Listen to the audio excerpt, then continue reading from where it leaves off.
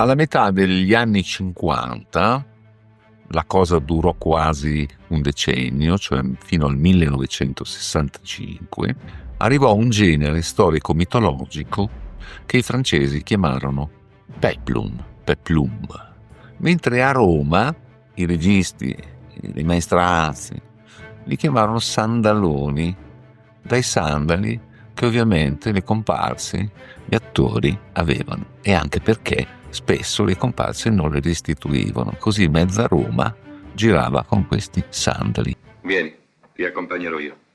Aspetta. Sai, non valgo molto come carpentiere. Ti porto con me a Iolco sul mio cavallo.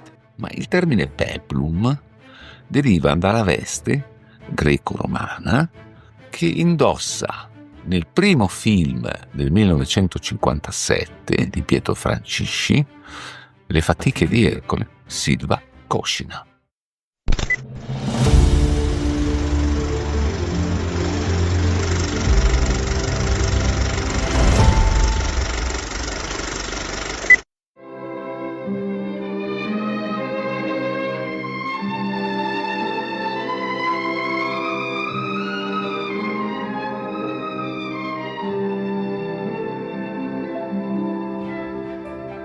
Cerchiamo di capire le ragioni del successo di questo film, di questi film, perché se ne fecero 250.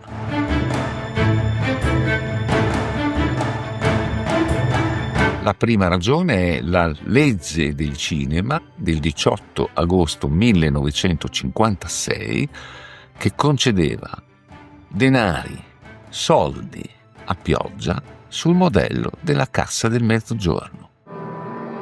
Scocca!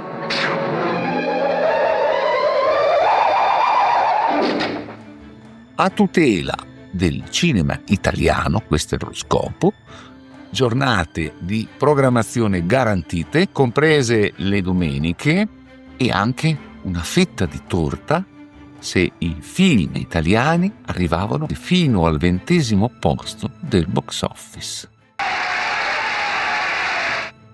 Ma la cosa più importante era che era considerato film italiano anche una coproduzione.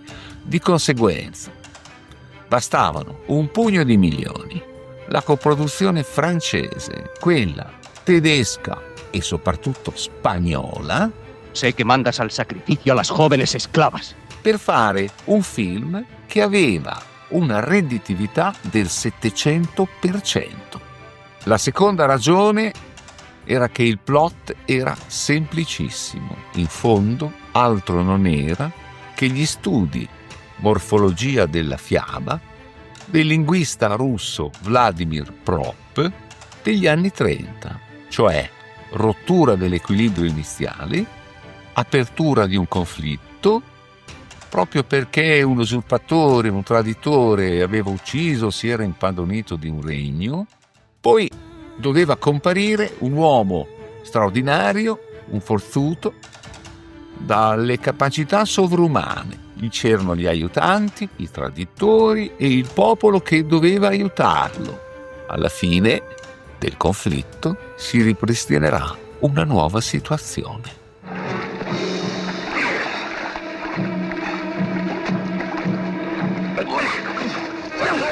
In fondo era molto semplice. A pugni e schiaffi, negli anni in cui si preparavano colpi di Stato in Italia come quello del generale De Lorenzo, bastava sostanzialmente 2 ceffoni e un paio di sberle. 30 monete su Ursus, 50 su Maciste. Piegare sottilissime barre di piombo, sollevare massi di cartone, di cartapesta oppure polistirolo ed era fatta.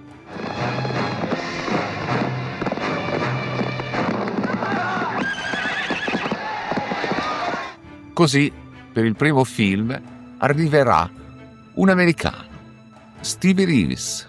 Era stato un lottatore, si era dedicato al culturismo, aveva un fisico pazzesco, 1,90 m, un centinaio di chili, un torace oltre 1,50 m e i suoi bicipiti andavano fino a più di 60 centimetri. La vita strettissima e i piedi piccolissimi. Sono stanco di dover compiere tanti destini e tante imprese. Non sono un fantoccio neanche per gli dei. Peccato che fosse monoespressivo e i registi trovarono 1000 sotterfugi per fargli cambiare espressione. Avrai il nostro appoggio. Sta tranquillo. Non dubitare. Ti aiuteremo. Il tuo sguardo è sincero. Sicuro. Ne servivano tanti, perché a questo punto tutti i piccoli produttori romani e distributori regionali si gettarono a fare film, 15, 20, 25 l'anno, perché tutti funzionavano. Ma dove funzionavano? Nelle sale di seconda, terza visione, che rappresentavano comunque, insieme alle arene estive, il 50% dell'incasso nazionale. Pensate alle arene estive, classico film da arene estive. Erano 5.000 negli anni 60, 1.000 soltanto dai lidi ferraresi a Gabice Mare.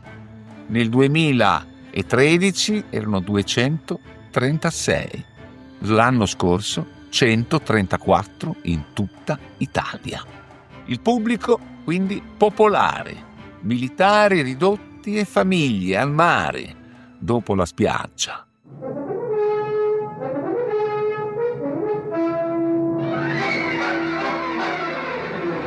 Dopo Steve Reeves, che impersonò soltanto 2 Ercoli, ma alla fine di altri peplum ne fece 7. Il secondo fu Mark Forrest, un italo-americano che si chiamava Degni.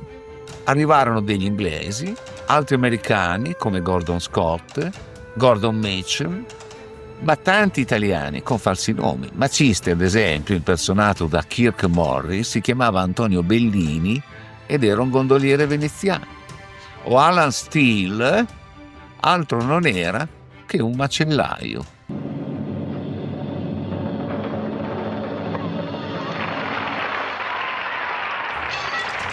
E poi c'erano le belle, venivano dalle tante Miss qualcosa. Gianmaria Canale arrivò seconda a Miss Italia, ma poi ci furono Rosalba Neri, la spagnola Kelia Ronzo, la britannica Belinda Lee, Rossana Podestà, addirittura insieme a Moira Orfei troveremo anche Raffaella Carrà e Virna Lisi a fare questo genere di film. Ma la redditività di questi film stava nella vendita all'estero. Questi film si vendevano benissimo in Sud America. Pensate che i primi 2 Ercoli guadagnarono $17 milioni negli Stati Uniti. Era molto difficile per il cinema italiano arrivare sugli schermi americani. Lavishly produced amid pagan palaces on Mediterranean shores, where Hercules lived, loved, and awed his fellow men. Francia, Germania e Spagna organizzavano il loro mercato, quindi questi film fecero la fortuna di tantissimi produttori. Poi ce ne torneremo alle nostre case ricoperti d'oro, ve lo assicuro. Servivano tanti registi. Si tirarono fuori dal cassetto, quasi dalla pensione, dei registi che erano nati nemmeno nel Novecento, nell'885, come Carlo Campogalliani, di origine mantovani, che inventò il personaggio di Maciste e poi quello di Ursus. Maciste era quello di Cabiria del 14. Così Maciste nella Valle dei Re del 1960 incassò $1 miliardo, tanto per dare un'idea di come funzionava il mercato cinematografico. È l'alba del mito e della poesia. È il risveglio di un personaggio eccezionale, di un semidio dal fisico possente e dal nome misterioso. È dotato di una forza mostruosa, bestiale, incredibile. Il suo nome è Maciste. Così si presero altri registi, come il modenese Vittorio Cottafavi. Si raschiarono, insomma, anche i nuovi. Tanio Boccia, scarsissimo per la verità, ma andava bene tutto. I film dovevano essere semplici, facili, senza grandi cose. Maciste nella terra dei ciclopi. Anche la generazione più giovane di quei registi che avevano collaborato ai colossal americani come registi della seconda, della terza unità. Ad esempio Sergio Leone, Duccio Tessari, Enzo Barboni o i maghi degli effetti speciali che faranno film come Mario Bava e Franco Freda. Quindi anche per loro ci sarà l'opportunità prima di approdare, come noto, a un altro genere cinematografico.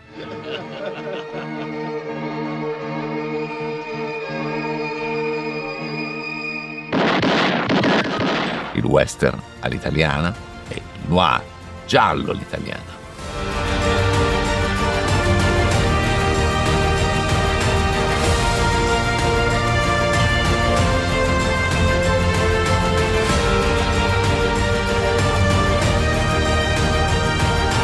Ercole, figlio di Zeus. Un semidio.